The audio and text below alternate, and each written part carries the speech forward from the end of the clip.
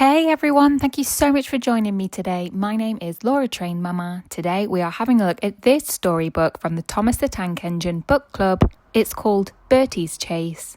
The stories contained within it are from the Railway series number 9. Bertie's Chase. Beep, beep. We're late, fussed Edward. Beep, beep, beep, beep. Where is Thomas? He doesn't usually make us wait. Oh dear, what can the matter be? Sang the fireman. Johnny's so long at... Never you mind about Johnny, laughed the driver. Just you climb on the cab and look for Thomas. Can you see him? No. The guard looked at his watch. 10 minutes late, he said to the driver. We can't wait here all day. Look again, Sid, said the driver, just in case. The fireman got to his feet.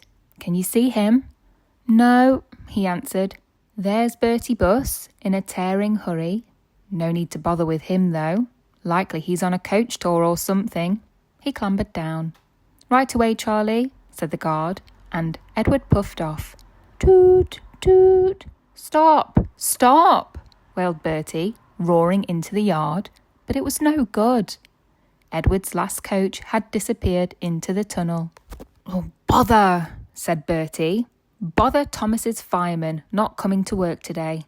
Oh, why did I promise to help the passengers catch the train? That will do, Bertie, said his driver.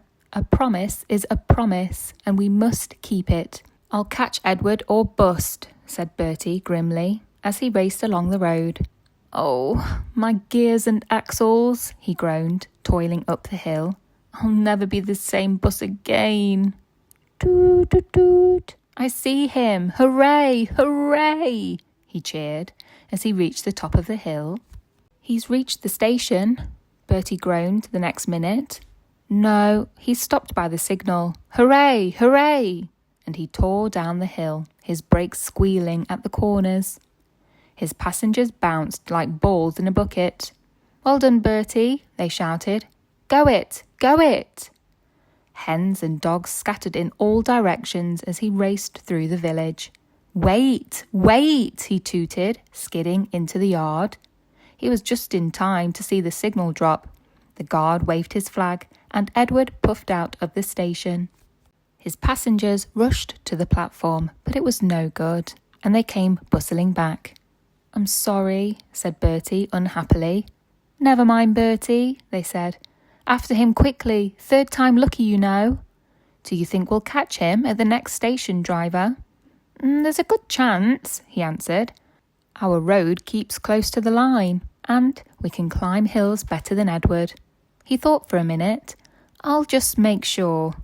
He then spoke to the station master while the passengers waited impatiently in the bus. This hill's too steep. This hill is too steep, grumbled the coaches as Edward snorted in front.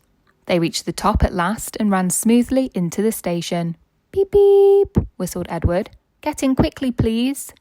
The porters and people hurried and Edward impatiently waited to start.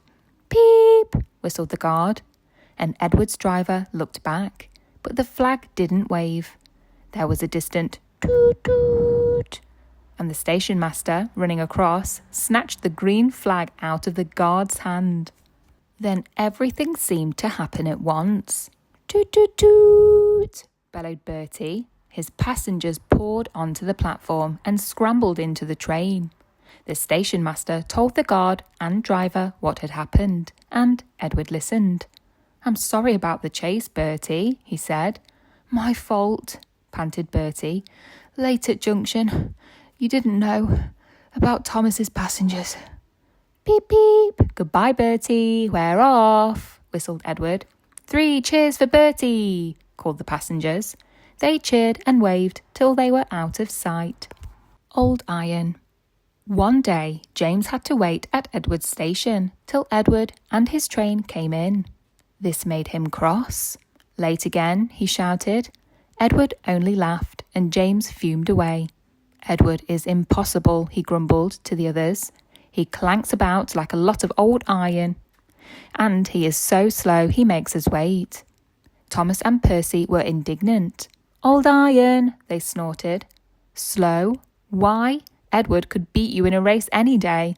"Really?" said James huffily. "I should like to see him do it." One day, James's driver did not feel well when he came to work. "I'll manage," he said. But when they reached the top of Gordon's Hill, he could hardly stand. The fireman drove the train to the next station. He spoke to the signalman, put the trucks in a siding, and uncoupled James ready for shunting.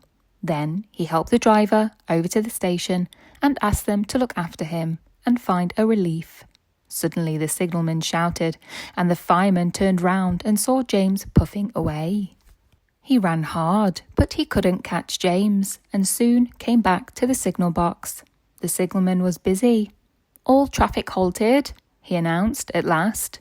"Up and down main lines are clear for 30 miles, and the inspector's coming." The fireman mopped his face. "What happened?" he asked. "Two boys were on the footplate. They tumbled off when James started. I shouted at them, and they ran like rabbits." "Just let me catch them," said the fireman grimly. "I'll teach them to meddle with my engine." Both men jumped as the telephone rang. "Yes," answered the signalman. "He's here." "Right. I'll tell him." "The inspector's coming at once in Edward. He wants a shunter's pole and a coil of wire rope." "What for?" wondered the fireman. "Search me, but you'd better get them quickly." The fireman was ready and waiting when Edward arrived. The inspector saw the pole and rope. "Good man," he said. "Jump in." We'll catch him, puffed Edward, crossing to the up line in pursuit. James was laughing as he left the yard. What a lark, he chuckled to himself. Presently, he missed his driver's hand on the regulator, and then he realised there was no one in his cab. "What shall I do?" he wailed. "I can't stop. Help! Help!" We're coming! Edward was panting up behind with every ounce of steam he had. With a great effort, he caught up and crept alongside, slowly gaining till his smoke box was level with James's buffer beam. "Steady, Edward." The inspector stood on Edward's front, holding a noose of rope in the crook of the shunter's pole. He was trying to slip it over James's buffer. The engine swayed and lurched. He tried again and again. More than once he nearly fell, but just saved himself. At last, "Got him!" he shouted. He pulled the noose tight and came back to the cab safely. Gently braking so as not to snap the rope, Edward's driver checked the engine speed, and James's fireman scrambled across and took control. The engines puffed back side by side. "So the old iron caught you after all," chuckled Edward. "I'm sorry," whispered James. "Thank you for saving me." "That's all right. You were splendid, Edward." The Fat Controller was waiting and thanking the men warmly. "A fine piece of work," he said. "James, you can rest and then take your train. I'm proud of you, Edward. You shall go to the works and have your worn parts mended." "Oh, thank you, sir," said Edward happily. "It will be lovely not to clank." That brings us to the end of the storybook, Bertie's Chase. I really hope that you enjoyed listening along with me today, and if you did, please don't forget to hit that like button, share with a friend, why not? You could even check that you're subscribed if you want to be notified of future stories, and other than that, have a great day.